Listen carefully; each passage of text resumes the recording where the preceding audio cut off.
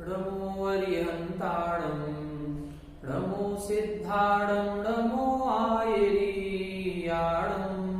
नमो वज्झायाणं नमो लोये सौवसाहूणं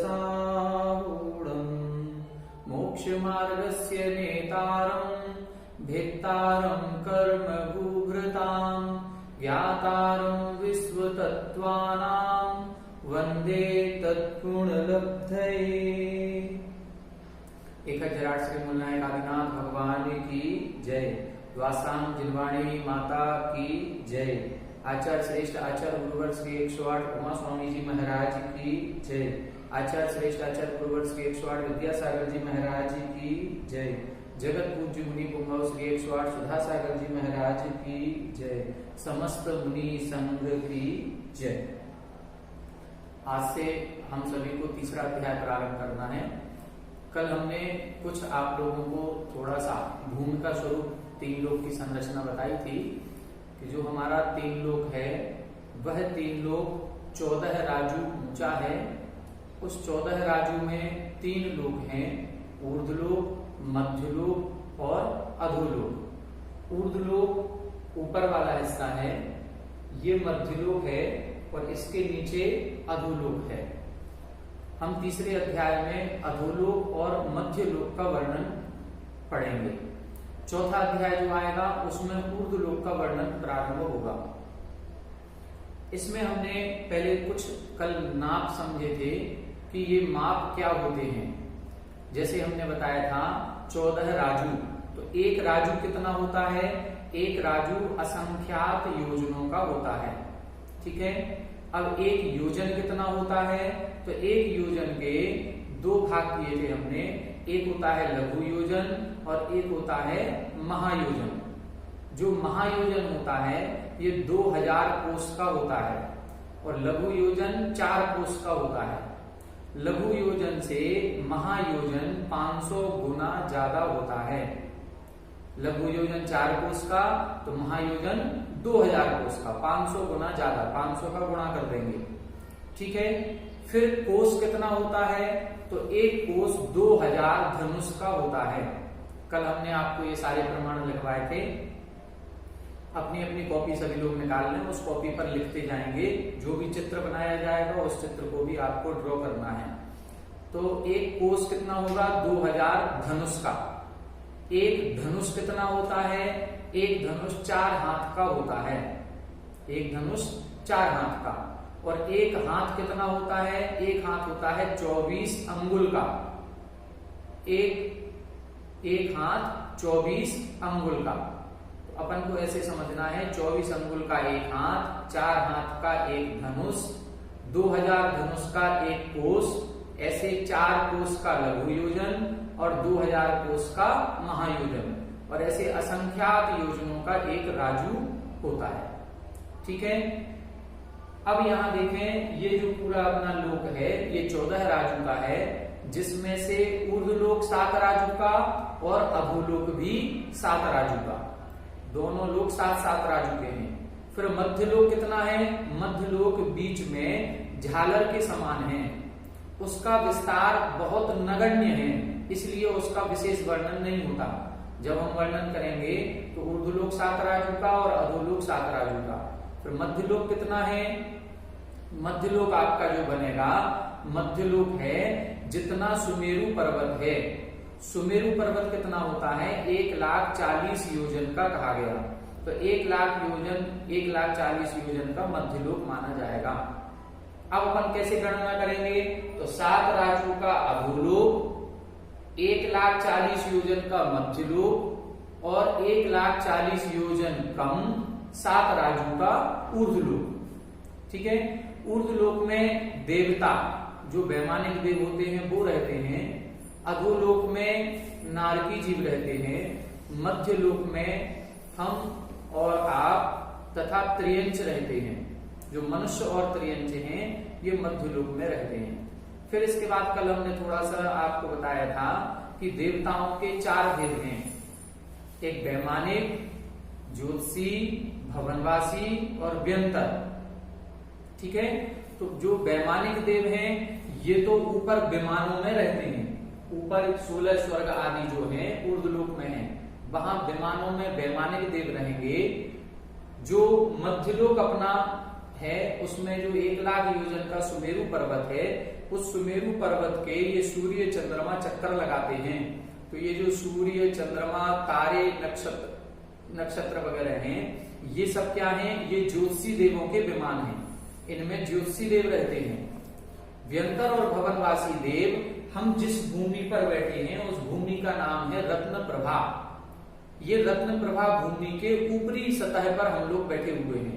इस रत्न प्रभा भूमि के कल हमने आपको बताए थे, ये रत्न प्रभा भूमि 1,80,000 योजन मोटी है।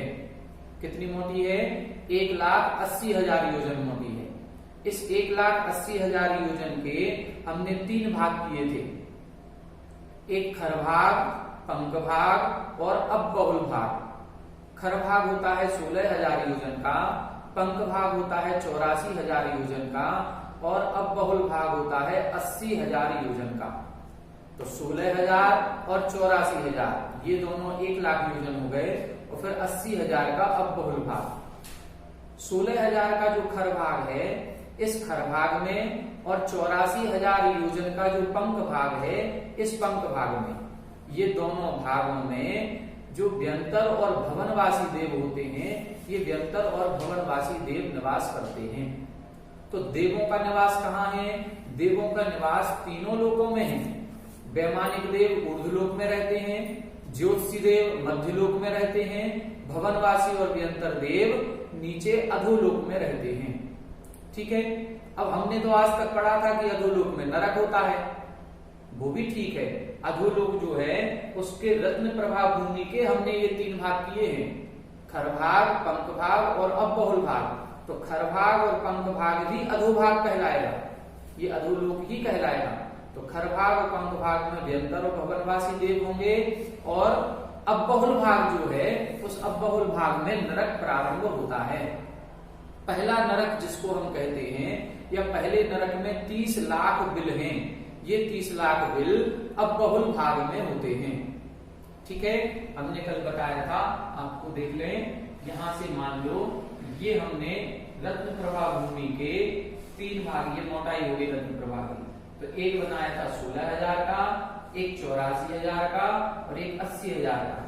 ये 80,000 योजन का है, ये 84,000 योजन का है और ये 16,000 योजन का है। ये खरभाग, पंख भाग, अबबहुल भाग। तो अबबहुल भाग में प्रथम नरक के नारकी रहेंगे, पहला नरक। ये हमसे कितना नीचे है? हम कहां पर हैं? हम यहां पर बैठे हैं सबसे ऊपर। यहां से 1 लाख योजन नीचे जाकर के अधोलोक या नरक प्रारंभ है, और यहीं पर सुमेरु पर्वत है। यहां से ये मान लो अपन ने सुमेरु पर्वत बना दिया, तो इस सुमेरु पर्वत से यहां से स्वर्ग प्रारंभ हो जाएंगे। तो ये जो अपन स्वर्ग बनाएंगे, ये स्वर्ग भी हमसे 1 लाख योजन की ऊंचाई पर है। हम बिल्कुल मध्य में बैठे हुए हैं। हमारे से 1 लाख योजन ऊपर जाएंगे तो स्वर्ग प्रारंभ है, 1 लाख योजन नीचे जाएंगे तो नरक प्रारंभ हो जाएंगे। अब हम जैसे परिणाम करेंगे, जैसी क्रिया करेंगे, मन वचन काय के द्वारा जैसी परिणति हमारी होगी, वैसे कर्मों का आश्रय हमारा होगा। ठीक है। तो यहाँ पर अब इस सुमेरु पर्वत के चक्कर लगाते हैं वो ज्योतिषी देव हैं, ये मध्यलोक में है, और इस खरभाग और पंख भाग में व्यंतर और भवनवासी देव रहते हैं, ये अधोलोक में पाए जाते हैं। तो क्या व्यंतर और भवनवासी देव ऊपर भी आ सकते हैं? हाँ, ये तो उनका मूल निवास है, इनकी उत्पत्ति यहाँ पर होगी। फिर ये व्यंतर और भवनवासी देव इस मध्यलोक में जो जम्बू द्वीप आदि क्षेत्र बने हैं, उनमें कहीं भी आकर के निवास कर सकते हैं। ये हमने सामान्य से आपको लोक का एक स्वरूप बताया था। ये लोक का पूरा नक्शा है। ऊपर 1 राजू योजन चौड़ा है, मध्य में ये इधर पर ब्रह्मलोक के पास 5 राजू की चौड़ाई है, फिर मध्यलोक में 1 राजू की है, और सबसे नीचे इधर 7 राजू की है। ठीक है। ये लोक सर्वत्र 7 राजू गहरा है। ऊंचाई कितनी है? ऊंचाई 14 राजू की है। ठीक। तो इस तरह से हमें लोक समझना है। आज से हम तीसरा अध्याय प्रारंभ करेंगे। तीसरे अध्याय में सर्वप्रथम अधोलोक का वर्णन किया गया है। अपन सूत्र से प्रारंभ करेंगे, एक एक सूत्र को समझेंगे और उसकी संरचना को समझेंगे। चलिए पहला सूत्र का उच्चारण करेंगे। रत्न शर्करा बालुका पंक धूम तमो महातमः प्रभा भूमियो घनांबु वाताकाश प्रतिष्ठा सप्ताधोधः। रत्न शर्करा बालुका पंक धूम तमो महातमः प्रभा भूमियो घनांबु वाताकाश प्रतिष्ठा सप्ताधोधः। रत्न शर्करा बालुका पंक धूम तमो महातमः प्रभा भूमियो घनांबु वाताकाश प्रतिष्ठा सप्ताधोधः। इस तरह से सूत्र का उच्चारण करेंगे। अब यहां देखें अपन, यहां पर लिखा है प्रभा भूमियो, ये भूमियां हैं और प्रभा शब्द सभी में लगाना है। प्रभा शब्द अंत दीपक है, इसको हम सभी शब्दों में लगाएंगे। जैसे पहले लिखा रत्न, फिर शर्करा, बालुका, पंक, धूम, तम और महातम। ठीक है, अब इसमें प्रभा शब्द लगाएंगे तो रत्न प्रभा, शर्करा प्रभा, बालुका प्रभा, पंक प्रभा, धूम प्रभा, तम प्रभा और महातम प्रभा। ये 7 पृथ्वियां होती हैं, भूमियां हैं ये। रत्न प्रभा भूमि, शर्करा प्रभा भूमि इत्यादि। कैसी हैं ये? घनांबु वाताकाश प्रतिष्ठा। घनांबु वाताकाश प्रतिष्ठा का मतलब होता है घन, अंबु, वात, आकाश प्रतिष्ठा। ये 7 भूमियों के नीचे वात वलय हैं। ये 7 भूमियों के नीचे वात वलय हैं। कौन से वात वलय हैं? सबसे पहले होता है घनवात वलय, फिर घनोदधि वलय, फिर तनुवात वलय। ठीक है, फिर से देखें, घनोदधि वलय, घनवात वलय और तनुवात वलय। ये पृथ्वियां घनोदधि वलय पर आधारित हैं। जैसे हम कहां बैठे हैं? हम अपने फर्श पर बैठे हैं, तो फर्श हमारा आधार हो गया। ठीक है, ये फर्श किस पर है? ये पिलर आदि पर ऊपर छत बनी हुई है तो पिलर उसका आधार हो गया। पिलर किस पर है? जमीन पर है तो जमीन उसका आधार हो गया। ठीक है, अब इधर ये बता रहे हैं ये भूमियां किस आधार से हैं। ये भूमियों का आधार क्या है? तो ये भूमियां घनोदधि वलय पर आधारित हैं। घनोदधि वलय किस पर आधारित है? तो घनोदधि वलय घनवात वलय पर आधारित है और घनवात वलय तनुवात वलय पर आधारित है और तनुवात वलय आकाश पर आधारित है। आकाश स्वप्रतिष्ठित है, उसको आधार की जरूरत नहीं होती। तो इस प्रकार से ये 3 वलय होते हैं, घनोदधि वलय, घनवात वलय और तनुवात वलय। ठीक, देख लें इधर, जैसे ये जो अपन ने भूमि बनाई है, ध्यान से चित्र में देखें, ये भूमि हो गई। फिर इसके नीचे हमने एक रेखा ये खींची, ये घनोदधि वलय। ठीक है, फिर इसके नीचे ये घनवात वलय, फिर इसके नीचे ये तनुवात वलय, फिर इसके नीचे ये आकाश। फिर दूसरी पृथ्वी आएगी। पहले भूमि, भूमि के नीचे घनोदधि वलय, फिर घनवात वलय, फिर तनुवात वलय, फिर आकाश। फिर कुछ देर बाद फिर दूसरी भूमि आएगी। अब दूसरी भूमि के नीचे भी 3 वलय आएंगे। पहले घनोदधि वलय, फिर घनवात वलय, फिर तनुवात वलय, फिर आकाश। फिर आकाश के बाद फिर तीसरी भूमि आएगी। तो इस तरह से लगाना है। ये हमने ज्यादा बारीक हो जाता है इसलिए नहीं बनाया है। इस प्रकार से हम बना सकते हैं, सभी में बन जाएगा ये। इसी तरह से सबसे नीचे, यहां सबसे नीचे देखेंगे तो यहां पर भी ये 3 वलय बने हुए हैं। संपूर्ण लोक भी इन्हीं 3 वलयों से घिरा हुआ है। ठीक है, घनोदधि वलय, घनवात वलय, तनुवात वलय और तनुवात वलय आकाश पर आधारित है। ठीक है, और कैसे हैं? सप्ता, सप्ता का मतलब होता है सप्त, 7 हैं। ये भूमियां कितनी हैं? 7 हैं। कैसी हैं? अधो अधा। अधो अधा का मतलब होता है नीचे नीचे हैं। अधो अधा का मतलब क्या है? नीचे नीचे हैं। रत्न प्रभा के नीचे शर्करा प्रभा, शर्करा प्रभा के नीचे बालुका प्रभा, बालुका प्रभा के नीचे पंख प्रभा, पंख प्रभा के नीचे धूम प्रभा, उसके नीचे तम प्रभा और सबसे नीचे महातम प्रभा। ठीक है, इस तरह से ये सातों भूमियां हमें जाननी चाहिए। अब इन सातों भूमियों का स्वभाव क्या है ये इसमें देखें। प्रभा शब्द लगाया है, प्रभा का मतलब होता है कांति। प्रभा का मतलब क्या है? कांति। रत्न प्रभा, इस भूमि की कांति कैसी है? रत्नों जैसी। जिसे रत्नों की कांति होती है वैसे कांति या वैसा उजाला या वैसा प्रकाश इस रत्न प्रभा भूमि का है। रत्न प्रभा भूमि की कांति कैसी है? रत्नों जैसी। फिर नीचे की भूमि पर आए शर्करा। अब रत्नों से थोड़ा सा कम कर दें तो शक्कर, शर्करा का मतलब होता है शक्कर। शक्कर कैसी होती है? सफेद। तो इसकी कांति कैसी है? शक्कर जैसी, सफेद। फिर और नीचे आएंगे तो और थोड़ा सा मैलापन आ जाएगा। अब क्या लिखा है? बालुका। बालू, बालू कैसी होती है? हल्का, अब सफेद नहीं है वो, अब थोड़ा सा क्रीम कलर आ जाएगा, डस्टी कलर जिसको हम कहें वो कलर हो जाएगा। इससे नीचे और बढ़ेंगे तो पंख। पंख यदि उसी बालू में हम पानी मिला दें तो जो थोड़ा सा गहरा कलर हो जाता है उसको कहेंगे पंख, कीचड़, कीचड़ जैसा। फिर और नीचे आएंगे तो और गहरा हो जाएगा धूम। धूम का मतलब धुएं जैसा, धुआं जैसा काला दिखता है। फिर तम, तम का मतलब अंधकार। धुएं से भी ज्यादा गहरा होता है अंधकार, काला अंधकार। और फिर आगे एक और लिखा महातम। महातम का मतलब घनघोर अंधेरा, जहां पर प्रकाश की इतनी सी भी एक भी किरण ना हो, जहां पर जैसे कहते हैं ना कि हमें अपना ही हाथ दिखाई ना दे, उसको बोलते हैं घनघोर अंधकार। तो ऐसी प्रभा सातवें नरक की होती है। रत्न प्रभा, शर्करा प्रभा, बालुका प्रभा, पंख, धूम, तम और महातम। रत्नों जैसी प्रभा, शक्कर जैसी प्रभा, बालू मिट्टी जैसी प्रभा, फिर पंख कीचड़ जैसी कांति, धूम धुएं जैसा कलर, तम अंधेरे जैसा और घनघोर अंधेरे जैसा। तो ये इन भूमियों का स्वभाव है। ये 7 नरक भूमियां कहलाती हैं। इन 7 भूमियों के अलावा भी 7 नाम नरकों के और मिलते हैं। उनको बोलते हैं धम्मा, वंसा, मेघा, अंजना, अरिष्टा, मघवा, माघवी। ये इनके 7 नाम और मिलते हैं। हम आपके भी घरों में 2-3 नाम होते हैं। घर में नाम कुछ होता है, स्कूल में नाम कुछ होता है।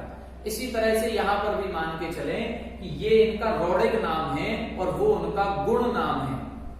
रौड़िक नाम का मतलब होता है जिसमें कोई गुण जाति नहीं होती है, केवल नाम से बुलाया जाता है। और एक गुण नाम होता है जो उनकी कांति विशेष है, इसलिए इसका नाम रत्न प्रभा पड़ गया। वैसे इसका नाम क्या है? धम्मा। जैसे घरों में हम पप्पू, बल्लू, बंटी कुछ भी बोलते रहते हैं, लेकिन जब स्कूल में नाम रखा जाता है तो थोड़ा सा अच्छा रखा जाता है। तो इनका ये घर का नाम हो गया धम्मा, वंसा, मेघा, अंजना, अरिष्टा, मघवा, माघवी। और गुण नाम इनका है रत्न प्रभा, शर्करा प्रभा, शर्करा प्रभा, बालुका प्रभा, पंख प्रभा, धूम प्रभा, तम प्रभा और महातम प्रभा। तो ये 7 भूमियां हैं, नीचे नीचे होती हैं। इन 7 भूमियों में नारकी जीव रहते हैं। ठीक है, अब इनकी मोटाई होती है। इनकी मोटाई थोड़ी सी अपन समझ लें। जैसे हमने पहली भूमि बताई है, ये 1,80,000 योजन मोटी है। पहली भूमि रत्न प्रभा कितनी मोटी है? 1,80,000 योजन। ठीक है, अब दूसरी कितनी है? दूसरी को ध्यान से देखें, ये है 32,000। ये कितनी है? 32,000। इसको मिटा देते हैं। ठीक है, पहली रत्न प्रभा भूमि 1,80,000 योजन। तो दूसरी है 32,000 योजन। तीसरी में 4 कम कर दें, 28,000। फिर 4 कम करें, 24,000। फिर 4 कम करें, 20,000। फिर 4 कम कर दें, 16,000। और फिर इसकी आधी कर दें, 8,000। इस प्रकार से पहली रत्न प्रभा भूमि 1,80,000 योजन मोटी है। दूसरी शर्करा प्रभा 32,000 योजन। तीसरी बालुका प्रभा 28,000 योजन, चौथी पंग प्रभा 24,000 योजन, पांचवी धूम प्रभा 20,000 योजन, फिर छठवीं तम प्रभा 16,000 योजन और फिर सातवीं महातम प्रभा 8,000 योजन की मोटाई है इस भूमि की मोटाई। ठीक है, अब हम देखें इन भूमियों में नारकी जीव कहाँ रहते हैं। इन भूमियों में नारकी जीव कहाँ रहते हैं? तो आप लोगों ने पुराने मकान कभी देखे होंगे, सभी लोगों के जब पुराने रहे होंगे तो उन पुराने मकानों में जो छत होती थी जो गोबर से लिपती थी और अपने मिट्टी आदि से बनी होती थी, उसमें चूहे अपना बिल बना लेते थे। तो चूहे के बिल के समान ही इन भूमियों में गड्ढे बने हुए, जैसे अभी अपनी भूमि में कुएं बने होते हैं, कोई 40 फीट गहरा, कोई 100 फीट गहरा, ऐसे कुएं होते हैं। ऐसे ही इन भूमियों में भी गड्ढे बने हुए हैं, उन गड्ढों को बिल कहा जाता है। जैसे चूहे का बिल, इसी तरह से बिल कहते हैं। और इन बिलों में नारकी जीव रहते हैं जो गड्ढे के समान होते हैं। इन गड्ढों में नारकी जीव रहते हैं और उन गड्ढों को बिल कहा जाता है। ठीक है, अब ये कितने गड्ढे होते हैं, एक गड्ढा कितना बड़ा होता है, एक गड्ढे में कितने नारकी होती हैं, ये अपन सब समझेंगे। तो अगला सूत्र जो इन्होंने लिखा है उसमें यही बता रहे हैं कि एक एक नरक में या एक एक नरक भूमि में कितने बिल होते हैं। ठीक है, भवनवासी व्यंतर देव बिलों में नहीं है। ध्यान से देखें, अपन हमने जो बताया था पहली भूमि है 1,80,000 योजन की। 1,80,000 के हमने 3 भाग किए थे, खर भाग, पंख भाग, अबहुल भाग। ये जो बिल होंगे नरक वाले, ये नीचे के अबहुल भाग में हैं। नारकी जीव अबहुल भाग में होता है, बाकी खर भाग और पंख भाग में भवनवासी व्यंतर देव होते हैं। तो भवनवासी व्यंतर देवों के भी बिल बने हैं क्या? नहीं, भवनवासी और व्यंतर देव हैं, उनके भवन बने होते हैं, वो भवनों में रहते हैं और नारकी जीव बिलों में रहते हैं। नारकी जीवों के बिल कहाँ हैं? अबहुल भाग में। अबहुल भाग कितना है? 80,000 योजन मोटा। तो केवल 80,000 योजन मोटे भाग में ही ये पहले नरक के बिल होंगे, फिर दूसरे में 32,000। देखें दूसरा सूत्र देखेंगे, तासु 63, पढ़े इसको, तासु 63 पंचविंशति पंचदश 10 त्रिपंचोनैक नरक शतसहस्राणि पंचचैव यथाक्रमम्। फिर से देखें, तासु 63 पंचविंशति पंचदश 10 त्रिपंचोनैक नरक शतसहस्राणि पंचचैव यथाक्रमम्। यहां बता रहे हैं तासु, तासु का मतलब उन भूमियों में, जो भूमियों के नाम बताए हैं उन भूमियों में, तासु का मतलब उनमें। फिर पंचविंशति, पंचविंशति का मतलब 25, पंच यानी 5, विंशति यानी 20, 20 और 5 25। फिर लिखा है पंचदश, पंचदश का मतलब 15। फिर 10, 10 का मतलब 10। फिर त्रि यानी 3। फिर लिखा है पंचोनैक, इसको अलग अलग करेंगे तो पंच ऊन 1। ऊन का मतलब होता है कम, 1 में 5 कम। 1 में 5 कम कैसे करेंगे? आगे का सूत्र आगे देखें फिर समझ में आ जाएगा। फिर लिखा है नरक, इतने नरक होते हैं। ये 7 भूमियां हैं। अब नरकों की संख्या बता रहे हैं। ये 7 तो भूमियों की संख्या हो गई, रत्न प्रभा, शर्करा प्रभा। अब एक एक भूमि में कितने नरक हैं तो देखें, तासु यानी उन भूमियों में 30, 25, 63 यानी 30, पंचविंशति यानी 25, पंचदश यानी 15, 10 यानी 10, त्रि यानी 3, फिर पंच ऊन 1 में 5 कम नरक होते हैं। कितने? शतसहस्राणि, ये मेन शब्द है। शत का मतलब होता है 100, सहस्र का मतलब होता है 1000, 100,000, 100,000 का मतलब 1 लाख। जैसे हमारे पास कुछ रुपए इकट्ठे होते जा रहे हैं, हमने 1,000 रुपए इकट्ठे किए, फिर हमारे पास 10,000 हो गए, 20,000 हो गए, बढ़ते बढ़ते 99,000 और 99,000 के बाद 100,000। तो हम लोग 100,000 को क्या बोलते हैं? 1 लाख। यहां इन्होंने शत सहस्राणी शब्द प्रयोग किया है जिसका अर्थ है लाख।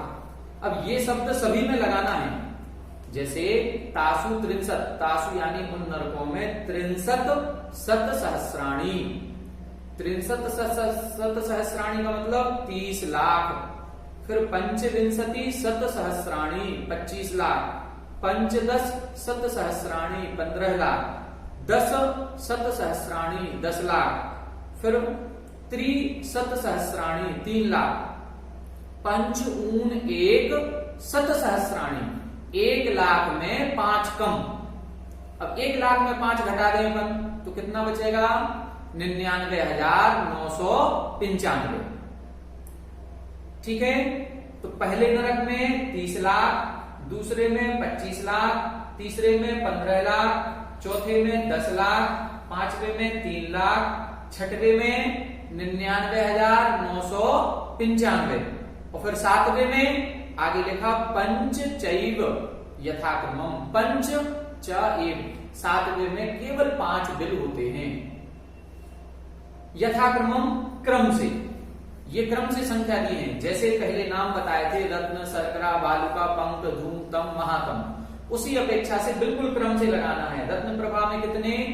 30 लाख, तो यहां अपन 30 लिख देंगे, ये हो गया 30 लाख। फिर शर्करा में 25 लाख, फिर बालुका में 15 लाख, फिर पंक प्रभा में 10 लाख, फिर धूम प्रभा में 3 लाख। ठीक है, अब तम प्रभा में 99,995 और फिर महातम प्रभा में मात्र 5 बिल होते हैं। ठीक है, अब इन सभी को अपन काउंट करेंगे तो कुल टोटल बिल हो जाएंगे 84 लाख। कुल टोटल बिल कितने हो जाएंगे? 84 लाख।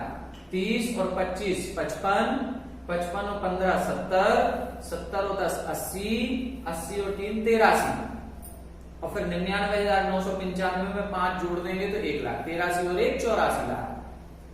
अब हम लोगों की आम धारणा ये है, हम सभी लोग ये जानते हैं कि नरक 7 होते हैं, जबकि आचार्य उमा स्वामी जी के हिसाब से देखेंगे तो भूमियां 7 होती हैं, नरक 84 लाख होते हैं।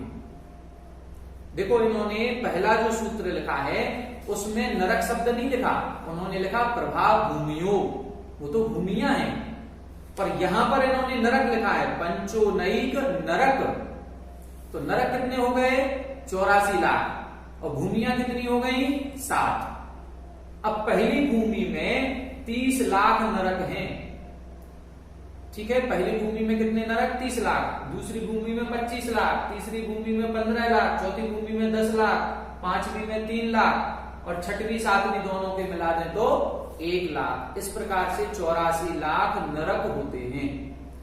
एक एक नरक जो है या एक एक बिल जो है ये संख्यात योजन का भी होता है, असंख्यात योजनों का भी होता है। संख्यात योजन का मतलब क्या हुआ? ये जो नरक हम लगाएंगे ये महायोजन वाला लगाएंगे। एक योजन में महायोजन से कितने कोस? 2000 कोस और एक कोस 3 किलोमीटर का। ठीक है, तो एक महायोजन 6000 किलोमीटर का है। एक महायोजन कितना है? 6000 किलोमीटर का। और जो यहां पर जो रत्न प्रभा भूमि के अपोहल भाग में सबसे पहला जो बिल है वो 45 लाख योजन का है। अब सोचो जरा कितने किलोमीटर हो गए? इतना बड़ा एक बिल है। अब हम सोचें जो हमारा भारत देश है ये मुश्किल से 3-3.5 हजार किलोमीटर का है और 3-3.5 हजार किलोमीटर में हम लोग कितने 130 करोड़ लोग एक साथ रह रहे हैं। अब वहां तो देखो ये तो केवल इतना सा है, वहां 45 लाख योजन का एक बिल और एक जो बिल है वो कितना बड़ा हो रहा है? एक 45 लाख योजन और एक योजन 6000 किलोमीटर का। कितना बड़ा विस्तार हो गया एक एक बिल का। तो एक बिल में कितने नारकी रहेंगे? असंख्यात नारकी, गिनती नहीं, उनको हम काउंट नहीं कर सकते कि एक बिल में कितने नारकी रहेंगे। और ये नारकी जीवों का स्वभाव क्या है? केवल लड़ना और एक दूसरे को मारना और कुछ नहीं। दिन भर केवल एक ही काम है, एक दूसरे के टुकड़े टुकड़े कर देना। आगे हम पढ़ेंगे आगे के सूत्रों में कि इन नारकियों को कैसे दुख होते हैं। ठीक है, ये चीज क्लियर हो गई। 2 सूत्र समझ में आ गए। ये अधोलोक का वर्णन अपना चल रहा है। पहले रत्न प्रभा, शर्करा प्रभा, बालुका प्रभा, पंख, धूम, तम और महातम प्रभा, ये 7 भूमियां हैं। इन भूमियों में नारकी जीवों के बिल हैं, उनकी संख्या 84 लाख है। ठीक है, अब अगला सूत्र देखते हैं अपन। अगले सूत्र में बताया है नारकी जीवों को दुख कैसे होते हैं। देखें इसमें आ रहा है, एक बार फिर से बता दीजिए, फिर से एक बार देख लें। 7 भूमियां हम बनाएंगे। ये देखें ऊपर से नीचे तक 7 राजू का है। अधोलोक कितना है? 7 राजू का है। तो 7 राजू में ये 6 पृथ्वियां बनेंगी, 7 पृथ्वियां। देखें, पहली रत्न प्रभा भूमि, फिर शर्करा प्रभा, बालुका प्रभा, पंख प्रभा, धूम प्रभा, तम प्रभा, महातम प्रभा। रत्न प्रभा भूमि की मोटाई 1,80,000 योजन, शर्करा प्रभा की 32,000 योजन, 28,000 योजन, फिर 24,000 योजन, फिर 20,000 योजन, फिर 16,000 योजन और फिर 8,000 योजन। ये भूमि की मोटाई। इस भूमि की मोटाई में बीच में कुएं जैसे या चूहे के बिल जैसे बिल या गड्ढे बनेंगे। उन गड्ढों में नारकी जीव रहते हैं। पहली भूमि के हमने 3 भाग कर दिए, खर भाग, पंख भाग, अबहुल भाग। अबहुल भाग में ही ये 30 लाख बिल हैं। जो 30 लाख बिल बताए हैं ये कहाँ हैं? ये अबहुल भाग में है। पहले जो खर भाग और पंख भाग है 1 लाख योजन का, उसमें एक भी बिल नहीं है। उसमें तो भवनवासी और व्यंतर देवों के निवास या उनके भवन बने हुए हैं। ठीक है, क्लियर हो गया। अब ये बिल जो हैं, इन बिलों में 3 प्रकार के बिल होते हैं, ये भी समझ लें अपन। एक बिल होता है बिल्कुल बीचों बीच, उस बिल को बोलते हैं इंद्रक बिल। जो बीचों बीच होता है उसको इंद्रक बिल बोलेंगे। फिर कुछ दिशाओं में होते हैं क्रम से और विदिशाओं में होते हैं क्रम से, उनको बोलते हैं श्रेणीबद्ध बिल। उनको क्या बोलेंगे? श्रेणी। श्रेणी का मतलब पंक्तिबद्ध, जो पंक्तिबद्ध बने हुए हैं। जैसे हम आपको एक छोटा सा चित्र बना के दिखा रहे हैं। ये बीच में बन गया, ये हो गया इंद्रक बिल। फिर इसके चारों दिशाओं में इस तरह से बिल बनेंगे। ठीक है, ये जो चारों दिशाओं में बनेंगे ये कहलाएंगे श्रेणीबद्ध बिल। इसी तरह से विदिशाओं में भी, ठीक है, ये विदिशाओं में इस तरह से ये बिल बनेंगे, ये हो गए श्रेणीबद्ध बिल। और अब कुछ बिल ऐसे होते हैं जो इनके बीच में बिखरे हुए हैं। बिखरे हुए कैसे? कुछ इधर हैं, कुछ इधर हैं, कुछ इधर हैं। ठीक है, इस प्रकार से ये जो बिल बने हैं बिखरे हुए, उनको बोलते हैं प्रकीर्णक बिल। ठीक है, तो बिलों की संरचना 3 प्रकार की। एक तो संरचना होती है बिल्कुल बीचों बीच होगा, सेंटर पे, उसको बोलते हैं इंद्रक बिल। फिर दिशाओं और विदिशाओं में जो बिल होते हैं उनको बोलते हैं श्रेणीबद्ध बिल।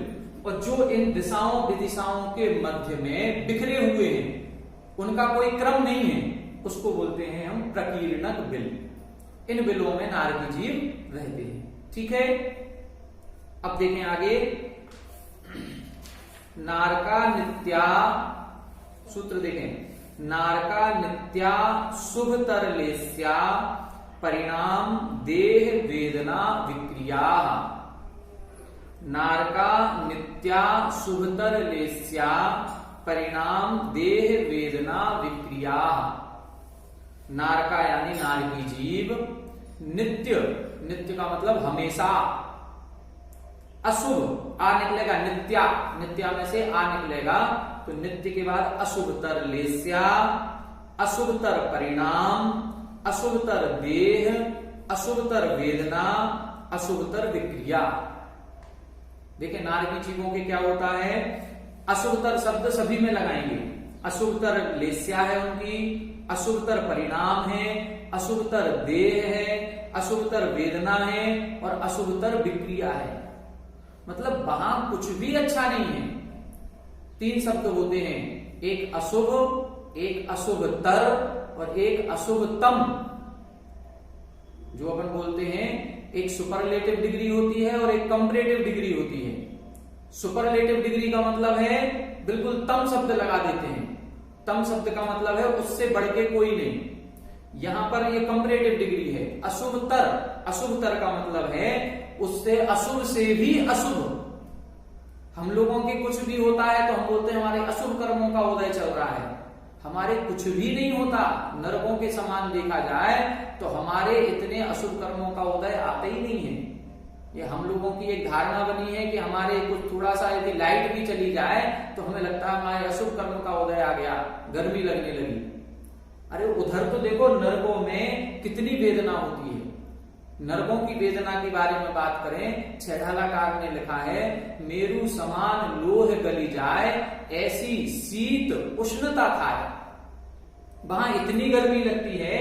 देखें ये जो अपन ने 84 लाख बिल पड़े हैं, इन 84 लाख बिलों में से 5वें नरक तक लगभग 82 लाख बिल, लगभग 82 लाख बिल उष्ण वेदना वाले हैं। यहां पर केवल गर्मी की वेदना है और नीचे के जो 2 लाख बिल हैं उनमें सर्दी की वेदना है, शीत वेदना। तो वहां लिखा कि ऐसी वेदना पाई जाती है, उष्ण वेदना, कि लोहे समान, मेरु समान लोहे गल जाए। सुमेरु पर्वत जो 1 लाख योजन का है, यदि उसके बराबर लोहे का गोला इस नरक में आ जाए तो वो पिघल जाएगा। इतनी गर्मी है। अब लोहा कैसे पिघलता है, कितने टेम्परेचर में पिघलता है, ये अपन सब समझ सकते हैं। तो लोहे जैसी कठोर धातु, ये चांदी सोना नहीं है जो जल्दी पिघल जाएगा, लोहा। तो लोहे समान, मेरु समान लोहे गल जाए, ऐसी तो गर्मी है और ऐसी सर्दी पड़ती है कि वो लोहे का गोला रख दिया जाए वो जम जाए, बर्फ जमना नहीं। तो इस तरह की सर्दी गर्मी पड़ती है। ये है अशुभतर। तो देखें इधर, नार की जीव नित्य यानी हमेशा ही अशुभतर लेस्या, अशुभतर परिणाम, अशुभतर देह, अशुभतर वेदना और अशुभतर विक्रिया के धारक होते हैं। लेस्या का मतलब क्या होता है? लेस्या का मतलब होता है परिणाम। हमारे आपके जो परिणाम बनते हैं, जो राग द्वेष के परिणाम हैं, कसाय के परिणाम हैं, कसाय की मंदता और कसाय की विशुद्धता, कसाय की तीव्रता, संक्लेश परिणाम। कई बार हम एक दूसरे को लड़ते हुए देखते हैं तो हमारा जी घबराने लगता है। उनको देख करके, यदि 2 लोग लड़ रहे हैं तो उनको देख करके घबराहट होने लगती है। किसको होने लगती है? वो उसको होती है जिसके परिणाम मंद हैं। लेकिन जो लड़ रहा है उसको तो मजा आ रहा है, उसके कसाय की तीव्रता के परिणाम हैं। तो यहां पर जो होते हैं ये कसाय की तीव्रता के परिणाम हैं। कसाय के द्वारा जो योगों की प्रवृत्ति होती है उसको लेस्या कहते हैं। कसाय सहित योगों की प्रवृत्ति वो लेस्या है। तो यहाँ की जो लेस्या है, हमने अभी औदयिक भाव में बताया था, लेस्या के 6 भेद, कृष्ण, नील, कापोत, पीत, पद्म, शुक्ल, ये 6 लेस्याएं होती हैं। इन 6 लेस्याओं में 3 शुभ होती हैं और 3 अशुभ होती हैं। कृष्ण, नील, कापोत ये अशुभ लेस्याएं हैं। पीत, पद्म, शुक्ल ये शुभ लेस्याएं हैं। कृष्ण, नील, कापोत की लेस्या कैसी होती है? परिणाम हमने आपको बताया था कि जैसे मंदिर में एक आपने चित्र देखा होगा कि एक पेड़ है और 6 आदमी फल को तोड़ने के लिए गए हैं। अब उस पेड़ पर जो फल लगे हैं, एक व्यक्ति को फल चाहिए तो वो कुल्हाड़ी लेकर के पेड़ को जड़ से उखाड़ने लगता है, जड़ से काटने लगता है। ये कहलाएगा कृष्ण लेस्या का परिणाम कि 2 फल चाहिए हैं, 2 आम चाहिए हैं, लेकिन 2 आम के साथ उसने क्या कर दिया? उस पेड़ को कुल्हाड़ी से काट दिया। तो अपने थोड़े से हित के लिए हमने दूसरे का कितना बड़ा अहित कर दिया कि उस पेड़ को जड़ से ही उखाड़ दिया।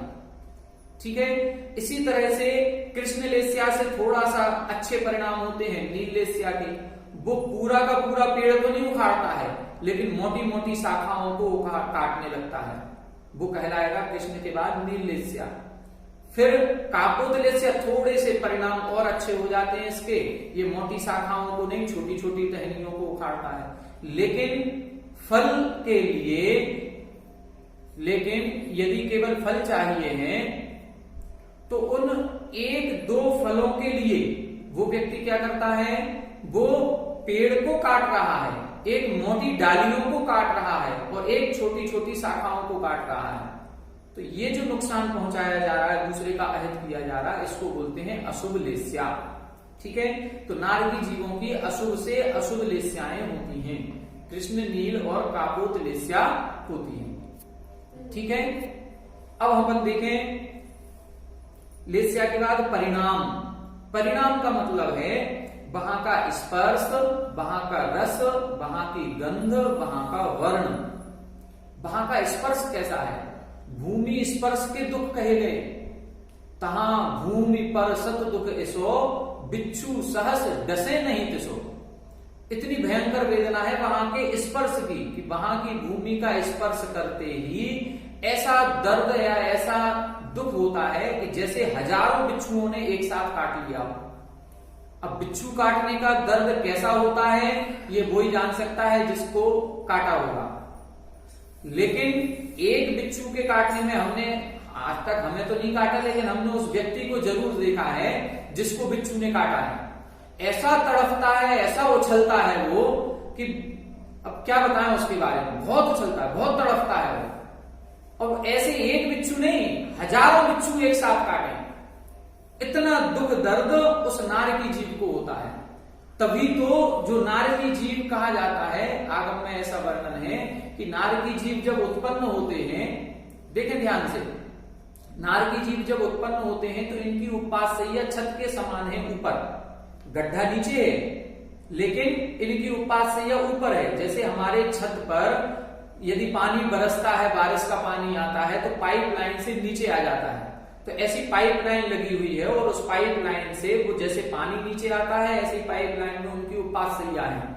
किसी की ऊंट के मुंह के आकार की है, किसी की गाय के मुंह के आकार की है, किसी के सिंह के मुंह के आकार की है, वो आकार अलग अलग है, गोमुखी, उष्ट्रमुखी, सिंहमुखी।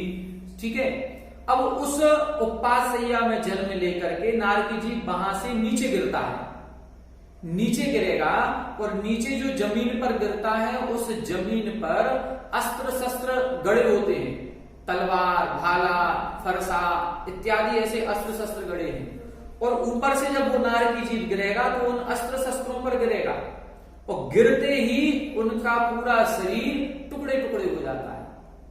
और जैसे ही वो उस भूमि को स्पर्श करते हैं, उछलते हैं। कितना उछलते हैं, 500 धनुष की अवगाहना वाला जीव 500 योजन उछलता है। सोचें जरा कितना उछल रहा है, 500 धनुष की अवगाहना वाला जीव 500 योजन ऊपर उछलता है। कई बार आप लोगों को करंट लगा होगा, कभी करंट लगता है तो एक झटका लगता है, वो पीछे की तरफ फिरते हैं हम। ऐसे ही उस भूमि को स्पर्श करते ही उस जीव को भी करंट का झटका लगता होगा कि वो एकदम नीचे से स्पर्श करके ऊपर उछलता है, 500 योजन ऊपर जाता है। फिर धीरे धीरे धीरे धीरे पहले 500 योजन गया, फिर 400 योजन जाएगा। जैसे बॉल होती है, बॉल एक बार नीचे गिराएंगे तो टिप लेकर के फिर से ऊपर जाएगी, फिर टिप लेकर के फिर ऊपर जाएगी, फिर टिप लेकर के धीरे धीरे उसकी हाइट घटती जाएगी। इसी तरह से वो जो नारकी जीव है वो भी धीरे धीरे धीरे धीरे नीचे होते होते फिर जमीन पर आ जाएगा। लेकिन ऐसा नहीं है कि उस दुख का दर्द कम हो गया या दुख कम हो गया, वो दुख कम नहीं हुआ, उस दुख को सहन करने की शक्ति आने लगती है, हैबिचुअल हो जाता है।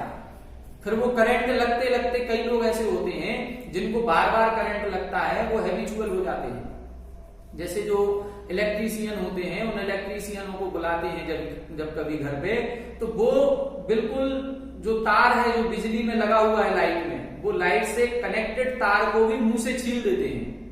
अब उनको करंट नहीं लगता, क्या लगता है, वो कहते हैं कि इतना करंट तो हम ऐसे ही झेलने लगे, आदत हो गई। तो ये इसी प्रकार से उधर भी दुख और दर्द की आदत होने लगती है। तो ऐसे वो ऊपर से नीचे गिरता है और फिर उछलता है। तो भूमि स्पर्श के दुख हैं कि तहां भूमि पर सत दुख ऐसो, बिच्छू सहस डसे नहीं तिसो।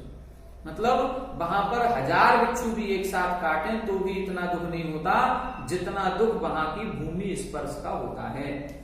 तो वहां का स्पर्श, वहां की रस गंध वर्ण भी असुर से असुरतर है। आगम में एक वर्णन आता है कि वहां की मिट्टी यदि यहां पर लेके आ जाएं, देखें ध्यान से, यदि सातवें नरक की मिट्टी को यहां ला करके रख दें तो उसकी दुर्गंध इतनी फैलेगी कि उस मिट्टी की दुर्गंध से 4 कोष के जीव मरण को प्राप्त हो जाएंगे। 4 कोष के जीव। अब एक कोष कितना होता है? एक कोष 3 किलोमीटर और 4 कोष का मतलब 12 किलोमीटर के जीव उस मिट्टी की दुर्गंध से मर जाएंगे। इतनी भयानक मिट्टी की दुर्गंध है वहां की। मतलब ये कोरोना वायरस तो कुछ भी नहीं है, उसकी मिट्टी की दुर्गंध मतलब इतने वायरस फैलेंगे कि उस दुर्गंध को हम सहन नहीं कर पाएंगे और वो हमारा दम घुटने लगेगा और दम घुटते घुटते सारे जीव मरण को प्राप्त हो जाएंगे। तो इतनी इधर की दुर्गंध है वहां की मिट्टी। ठीक है, तो इतना अशुभ से अशुभतर उनका लेस्या है। अशुभ से अशुभ परिणाम में स्पर्श, रस, गंध और वर्ण सब लगाएंगे। वहां पर घनघोर अंधेरा है, वहां कोई सूर्य का उजाला नहीं है, ना उधर कोई लाइट की व्यवस्था है कि उजाला कर लें। वहां पर बिल्कुल घनघोर अंधेरा है। तो वहां का वर्ण कैसा है? बिल्कुल काला। वहां का रस कैसा है? वो रस भी जब चखते होंगे तो अत्यंत कड़वा होता होगा। वहां की मिट्टी यदि मुंह में चली जाए तो कड़वापन लगता होगा। फिर लिखा देह। उनका ये 6 भेद करते हैं संस्थान नामकरण के। समचतुर संस्थान, ठीक है, न्यायविरोध परिमंडल संस्थान, स्वाति संस्थान, कुब्जक संस्थान, वामन संस्थान और हुंड संस्थान। तो वहां के जो 7 नरकों के नारकी हैं उनके केवल एक ही संस्थान होता है, उसका नाम है हुंड संस्थान। हुंड संस्थान कैसा होता है? पहले के जमाने में कॉमिक्स चलती थी। उन कॉमिक्स में तरह तरह के जो कार्टून बनते थे, या आज भी कभी न्यूज़पेपर में देखें कार्टून बनते हैं तो कभी गर्दन बड़ी कर दिए, कभी नाक बड़ी कर दिए, कभी हाथ लंबा चौड़ा कर दिए। बस वैसे ही हुंड संस्थान है उनका, जो देखने में विकृत लगते हैं, देखने की इच्छा नहीं होगी, ऐसा बुरा शरीर उनका होता है। तो अशुभ से अशुभतर उनका शरीर है। वेदना अशुभ से अशुभ है, तीव्र वेदना होती है। जब कभी ये कहा जाता है कि जब कभी उनको प्यास लगती है या भूख लगती है, तो जैसे छैठालाकार ने लिखा, 3 लोक को ना जूझू खाए, मिटे न भूख कड़ा न लाए। कि इतनी भूख लगती है कि तीनों लोकों में जितना अनाज पैदा हो रहा है वो पूरा का पूरा अनाज भी यदि एक नारकी को दे दिया जाए और वो पूरा अनाज भी खा ले तो भी उसकी भूख नहीं मिटती।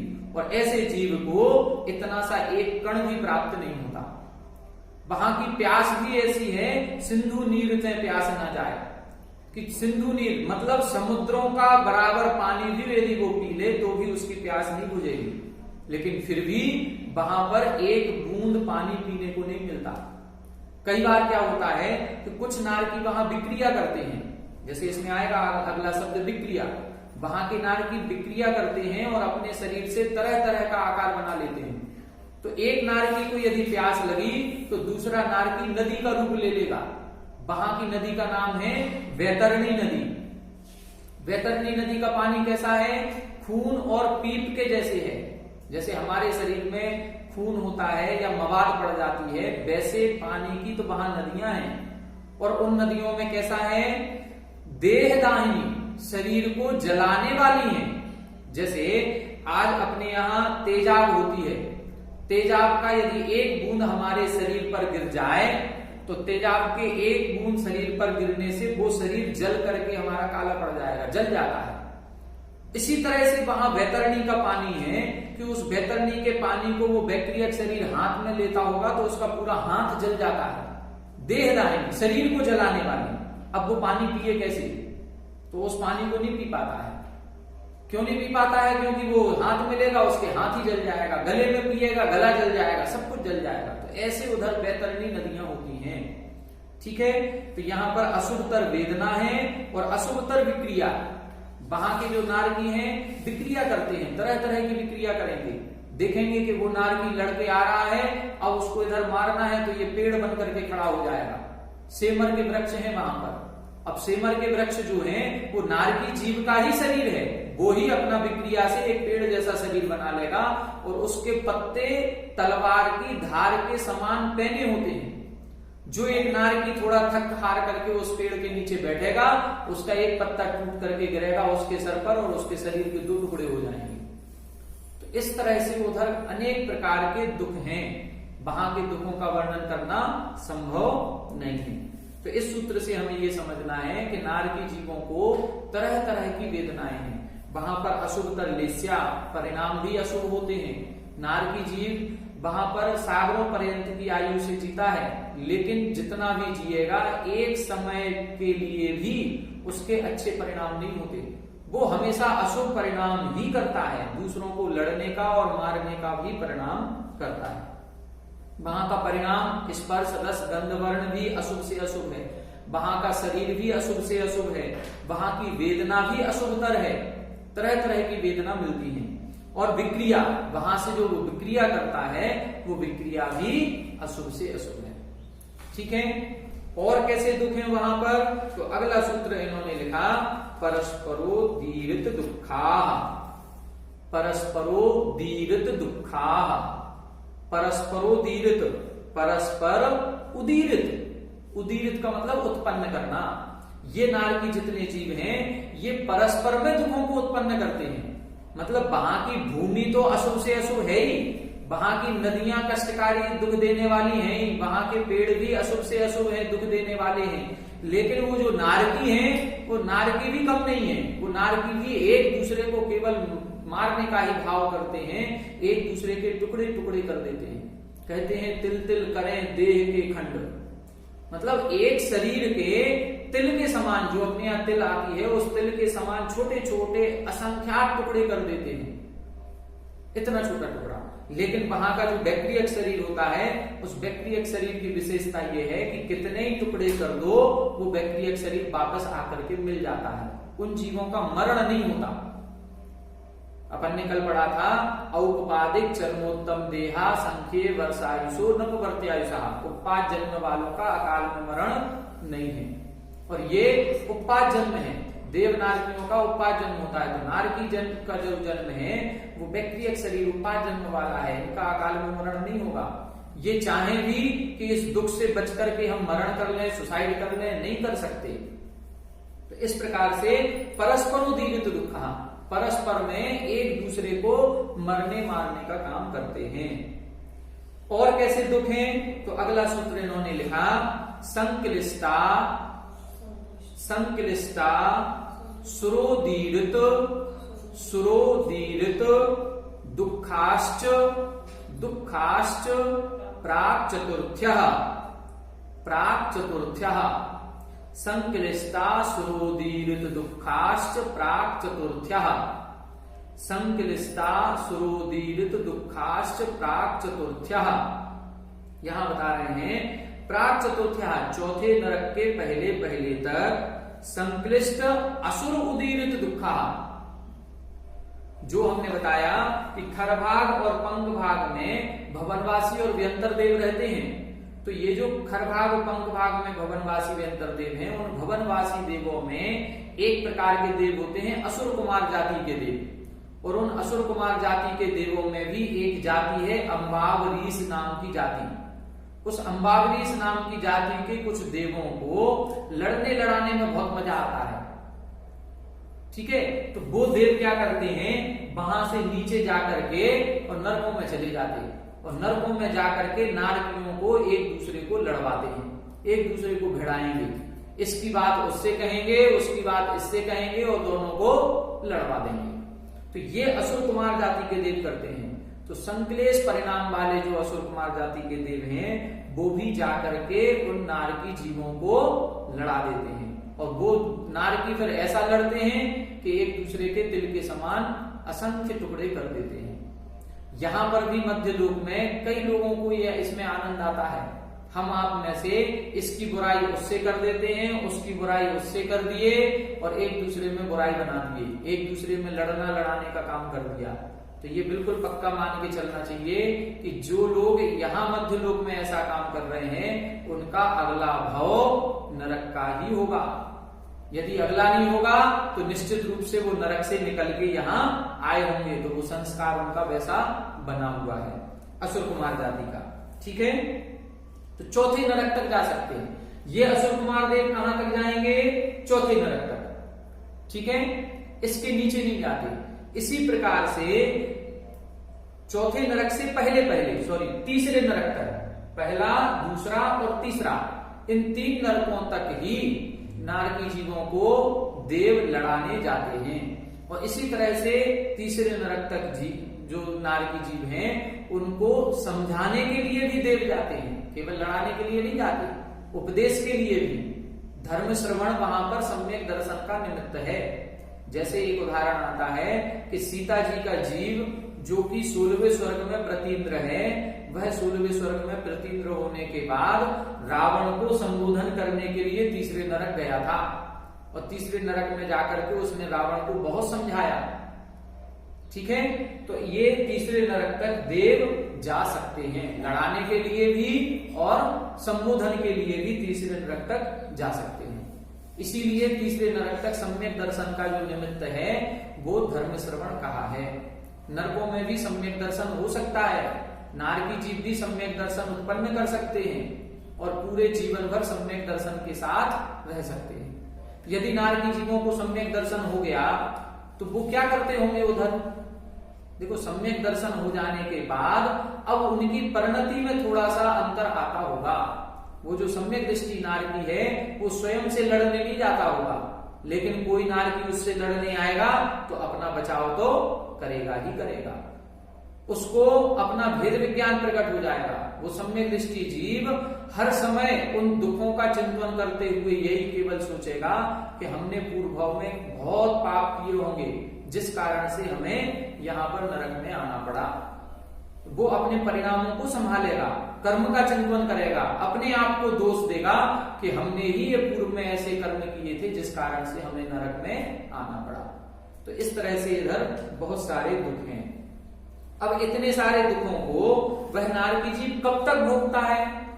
तब अगला सूत्र इन्होंने लिखा, नारकी जीवों की आयु कितनी होती है। उस आयु को देखें, तेष्वेक त्रि सप्त दस सप्तदश द्वाविंशति त्रयस्त्रिंशत् सागरोपमा सत्वानां परा स्थिति। तेष्वेक त्रि सप्तदश सप्तदश द्वाविंशति त्रयस्त्रिंशत् सागरोपमा सत्वानां परा स्थिति। तेष्वेक त्रि सप्तदश सप्तदश द्वाविंशति त्रयस्त्रिंशत् सागरोपमा सत्वानां परा स्थिति। यहां बता रहे हैं परा स्थिति, उत्कृष्ट स्थिति, उत्कृष्ट आयु, मैक्सिमम आयु नरकों में कितनी हो सकती है? तो लिखा तेसु, तेसु यानी उन नरकों में 1, फिर लिखा त्रि यानी 3, फिर लिखा सप्त यानी 7, फिर 10 यानी 10, फिर सप्तदश यानी 17, फिर द्वाविंशति यानी 22 और फिर त्रयस्त्रिंशत् यानी 33। फिर लिखा सागरोपमा, सागरोपमा शब्द सभी में लगाएंगे, सागर की उपमा वाली। ये सागर शब्द सभी में, 1 सागर, 3 सागर, 7 सागर, 10 सागर, 17 सागर, 22 सागर और 33 सागर की आयु उन नारकियों की उत्कृष्ट मैक्सिमम आयु होती है। क्रम से इसको लगाना है, पहले नरक में 1 सागर, दूसरे नरक में 3 सागर, तीसरे पृथ्वी में 7 सागर, चौथी पृथ्वी में 10 सागर, पांचवी में 17, छठवीं में 22 और सातवीं में 33 सागर की आयु होती है। यदि हम पहले नरक में भी जाते हैं तो 1 सागर की आयु भोगनी पड़ेगी, उसके बाद ही मरण होगा, बीच में मरण नहीं कर सकते। अब आपको प्रश्न हो रहा होगा, ये सागर क्या कहलाता है, इसको हम कैसे समझें, कितने वर्षों की आयु है? तो एक शब्द में तो अपन ये समझें कि असंख्यात वर्षों की आयु को 1 सागर कहते हैं। असंख्यात वर्ष लग जाएंगे। अब उन असंख्यात वर्षों को कैसे समझाएं? आचार्य भी नहीं समझा सकते थे, तो उन्होंने एक उपमा दी, इसको उपमा बोलते हैं, सागरोपमा, सागर की उपमा। क्या होता है 1 सागर? 1 योजन का हम गड्ढा खोदें, ठीक है, 1 योजन का गड्ढा खोदें। अब 1 योजन कितना है, 4 कोस का, ठीक है, 4 कोस का एक गड्ढा खोदना है। ये कौन सा होगा, वही महायोजन वाला, मतलब 6000 किलोमीटर का एक गड्ढा खोदें, 6000 किलोमीटर व्यास वाला, उसकी गहराई भी 6000 किलोमीटर की। और उसमें क्या करना है, जो हमारा आपका ये बाल होता है, ये बाल बहुत मोटा बाल है, इससे पतला बाल होता है जघन्य भोग भूमि के जीवों का, उससे भी पतला बाल होता है मध्यम भोग भूमि के जीवों का, उससे भी पतला बाल होता है उत्तम भोग भूमि के जीवों का। अब उस उत्तम भोग भूमि के जीवों में भी एक भेड़ पाई जाती है, भेड़। उस भेड़ के, जो भेड़ अभी अभी पैदा हुई है, जो 1 से 7 दिन तक की है, उस भेड़ का सबसे पतला बाल होता है। उस पतले बाल का सबसे छोटा टुकड़ा करना है, बिल्कुल बारीक, जिसका अब दूसरा टुकड़ा नहीं किया जा सकता। ऐसे टुकड़ों से उस गड्ढे को भरना है। अब हमने क्या किया, बाल लिया, वो भी बाल किसका लिया, कर्म भूमि का नहीं, हमारा आपका तो बहुत मोटा बाल है ये। हमसे भी पतला बाल जघन्य भोग भूमि, जघन्य भोग भूमि से भी पतला बाल मध्यम भोग भूमि, उससे भी पतला बाल उत्तम भोग भूमि के मेढ़े का होता है। वो भी मेढ़ा कौन सा है, 1 से 7 दिन वाला। अब उस बाल का इतना छोटा टुकड़ा करें जिसका दूसरा नहीं हो सके, और ऐसे टुकड़ों से वो एक 6000 किलोमीटर गहरा लंबा चौड़ा गड्ढे को भर दें। अब उसको भरने के बाद इतना टाइट भरना है, बालों का गुच्छा बहुत फुसफुसा होता है, अब उसको इतना टाइट भरें कि ऊपर से किसी राजा की सेना निकल जाए तो भी दबे नहीं। अब इसके बाद क्या करें, अब हर 100 वर्ष में एक बाल निकाल करके अलग कर दें। 100 वर्ष हो गए, एक बाल अलग करो, फिर 100 वर्ष के बाद दूसरा बाल निकालो, फिर 100 वर्ष के बाद तीसरा बाल निकालो, फिर 100 वर्ष के बाद चौथा बाल निकालो। अब जितने वर्षों में वो खाली होगा, अब सोचो जरा, अंदाज लगाओ, केवल बस उपमा है, केवल ये कल्पना करना है कि जितने वर्षों में वो जो खाली होगा उसको हम एक पल्य बोलते हैं। ये तो एक पल्य है, इस पल्य में फिर गुणा करते हैं 10 कोड़ा कोड़ी वर्षों का, उनमें जितने समय होंगे उतने का, तब जाकर के एक सागर बनता है। बहुत बड़ा सागर है, छोटा सागर नहीं है। और इसमें भी पहले व्यवहार सागर, फिर उद्धार सागर, फिर अद्धा सागर, बहुत लंबा चौड़ा प्रमाण है। और ये जो आयु है वो अद्धा सागर से नापी जाती है, क्योंकि कर्म की स्थिति अद्धा सागर से नापते हैं। तो एक सागर प्रमाण, असंख्यातों वर्ष, हम गिनती नहीं कर सकते, इसीलिए इन्होंने उपमा शब्द लगाया। मतलब केवली भगवान भी हमें समझा नहीं सकते थे कि कितने वर्ष, तो उन्होंने भी एक उदाहरण दे दिया कि ऐसा ऐसा करके देखो, अब जितने में वो खाली हो जाए गड्ढा, उतने का एक पल्य, फिर उसमें 10 कोड़ा कोड़ी वर्षों के जितने समय हैं उसका गुणा करें, फिर उसमें वो बनेगा व्यवहार पल, फिर उद्धार पल, फिर अद्धा पल, ऐसे करके सागर बनता है। पहले नरक की आयु कितनी है, 1 सागर, दूसरे नरक की 3 सागर, फिर तीसरे नरक की 7 सागर, फिर 10 सागर, फिर 17 सागर, फिर 22 सागर, और फिर 33 सागर तक की आयु होती है। 7वें नरक का नार की 33 सागर तक उस असंख्य दुखों को भोगता है। इस प्रकार से 6 सूत्र आज अपन लोगों ने किए। इन 6 सूत्रों में नारकी जीवों के बारे में बहुत कुछ अपन ने समझ लिया। ठीक है, फिर से एक बार देख लें इन 6 सूत्रों में क्या समझा आज अपन ने समझा कि पहले अधोलोक में 7 पृथ्वियां हैं। इन 7 पृथ्वियों में पहली रत्न प्रभा, फिर शर्करा प्रभा, बालुका प्रभा, पंख प्रभा, धूम प्रभा, तम प्रभा, महातम प्रभा। रत्न प्रभा रत्नों जैसी कांति है, इसलिए इसको रत्न प्रभा बोलते हैं। शक्कर जैसी कांति है, इसलिए इसको शर्करा प्रभा। बालुका प्रभा मिट्टी जिस कलर की होती है उस कलर की ये भूमि है, इसलिए बालुका प्रभा। पंख यानी कीचड़, धूम यानी धुआं, तम यानी अंधकार, महातम यानी घोर अंधकार। ऐसा इनका कलर है। इनकी अपन ने मोटाई समझी। पहली पृथ्वी 1,80,000 योजन मोटी है, दूसरी पृथ्वी 32,000 योजन मोटी है, तीसरी पृथ्वी 28,000 योजन मोटी है। 4,000 कम करते चले, 24,000, फिर 20,000, फिर 16,000, फिर सातवीं भूमि के लिए आधी कर दें तो 8000 योजन मोटी है। इन पृथ्वियों में फिर नारकी जीवों के बिल बने हुए हैं। पहले नरक में 30 लाख बिल, दूसरे में 25 लाख बिल, तीसरे में 15 लाख बिल, 10 लाख, 3 लाख, 99,995 और 5 बिल। इस तरह से इनमें बिल होते हैं। अब इन बिलों के हमने आकार भी बता दिया। बीच का बिल इंद्रक बिल, फिर दिशाओं विदिशाओं में श्रेणीबद्ध बिल, और फैले हुए जो बिल होते हैं वो प्रकीर्णक बिल कहलाते हैं। ये जो नरक अपन ने पढ़े हैं, ये जो पहली भूमि रत्न प्रभा है उसका जो अब्बहुल भाग जिसमें ये नरक हैं, इन भूमियों में पटल बने हुए हैं। इन भूमियों में क्या है?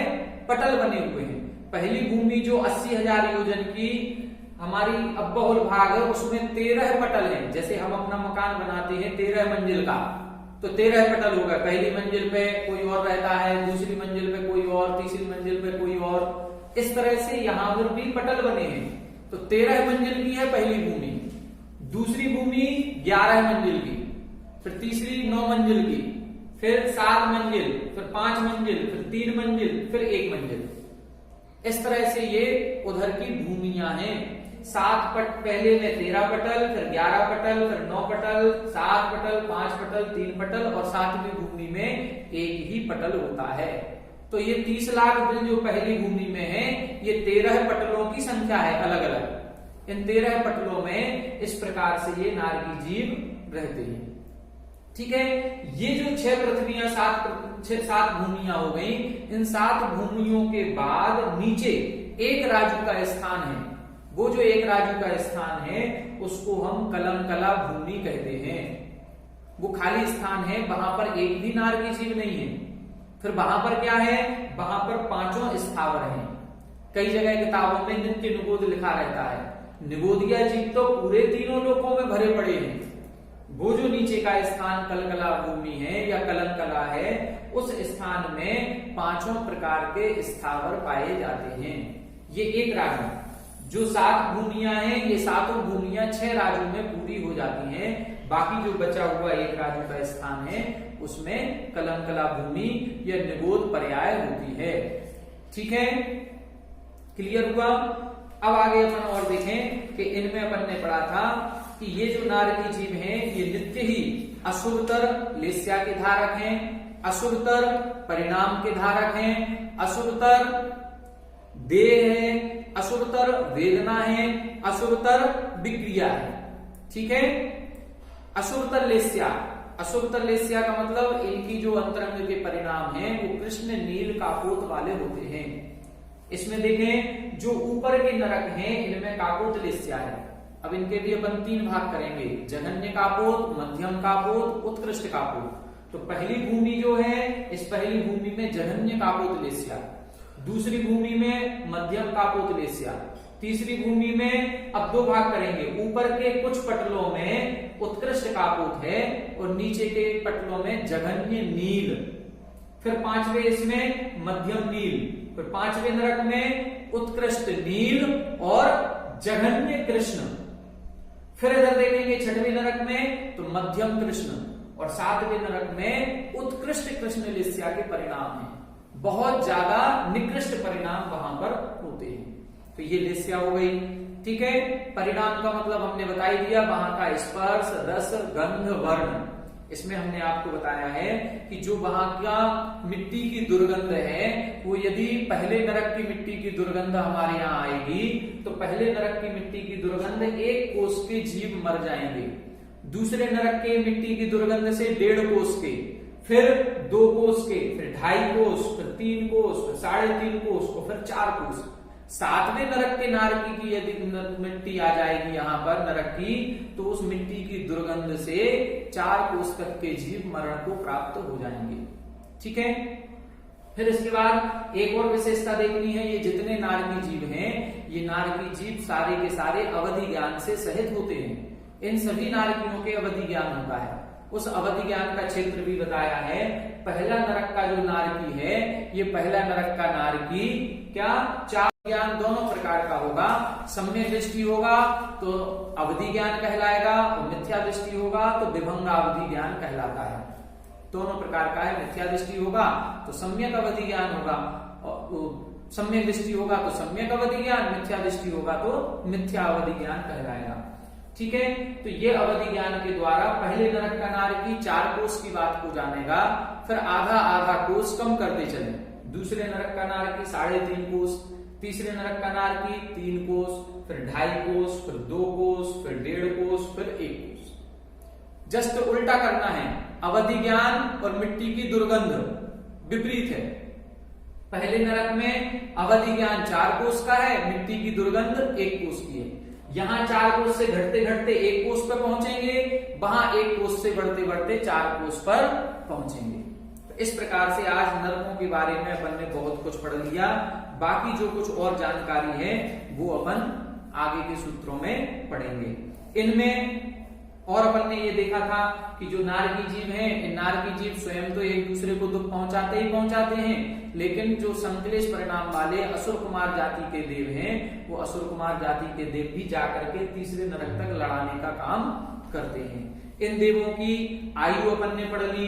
पहले नरक की उत्कृष्ट आयु 1 सागर, फिर 3 सागर, फिर 7 सागर, फिर 10 सागर, फिर 17 सागर, फिर 22 सागर और फिर 33 सागर की आयु होती है। ठीक है, ये इनकी उत्कृष्ट आयु है। जघन्य आयु कितनी होगी? तो जघन्य आयु जो आगे के नरक की उत्कृष्ट आयु है वो पहले की जघन्य हो जाएगी। ठीक है, जैसे पहले नरक की जो अब आयु होती है, पहले नरक की जघन्य आयु 10,000 वर्ष की, उत्कृष्ट आयु 1 सागर। अब दूसरे नरक की 1 सागर हो जाएगी जघन्य आयु और उत्कृष्ट हो जाएगी 3 सागर। फिर तीसरे की 3 सागर जघन्य आयु, उत्कृष्ट 7 सागर। चौथे की 7 सागर जघन्य आयु, 10 सागर उत्कृष्ट आयु। इस प्रकार से लगाएंगे। जैसे अपन लोग एक वर्गीकरण करते हैं, एक शिविर हमने लगाया और उस शिविर में बोल दिया कि 5 वर्ष से 10 वर्ष के बच्चे इस क्लास में जाएंगे, तो 11 वर्ष से लेकर के 10 से ऊपर के जो हैं वो इस क्लास में जाएंगे। तो इसी तरह से डिवाइडेशन होता है। हम लोग नरक का बंध नहीं करते, हम लोग आयु का बंध करते हैं। वह आयु जिस नरक में होगी उस नरक में हम जाएंगे। माना कि हमने 23 सागर की आयु का बंध किया, अब 23 सागर की आयु कहां है? 6वें नरक में 22 सागर उत्कृष्ट है, इससे ज्यादा है ही नहीं, तो हम फिर 7वें में जाएंगे। तो 23 सागर की आयु 7वें में मिलेगी। यदि मान लो किसी ने 18 सागर की आयु का बंध किया, तो 18 सागर कहां आएगा? यहां तो 17 सागर तक है 5वें में, फिर वो 6वें नरक में जाएगा 18 सागर में। इस तरह से आयु का बंध होता है और आयु के अपेक्षा से हम फिर नरकों में जाते हैं। आज अपन ने 6 सूत्रों में वर्णन किया है नरकों का। कल से अपन मध्य लोक का वर्णन प्रारंभ करेंगे। कल इसके हम चार्ट आपको पूरा बनवा देंगे कि नरकों में ये सारी व्यवस्थाएं कैसे कैसे होती हैं, कौन से नरक में कौन सी विशेषता है, उनका नाम क्या है, उनका अवधि ज्ञान कितना है, उनकी मिट्टी की दुर्गंध कितनी है, उनकी लेस्या कितनी है, बिलों की संख्या कितनी है, वो उछलते कितना है, उनके शरीर की अवगाहना कितनी है, जघन्य आयु कितनी, उत्कृष्ट आयु कितनी, ये सारा वर्णन कल अपन लोग चार्ट के माध्यम से पढ़ेंगे। उसको हम आपको कल समझाएंगे। आज की क्लास यहीं पर अपन करेंगे, कल अपन बाकी और प्रश्नों के समाधान करेंगे। ठीक है।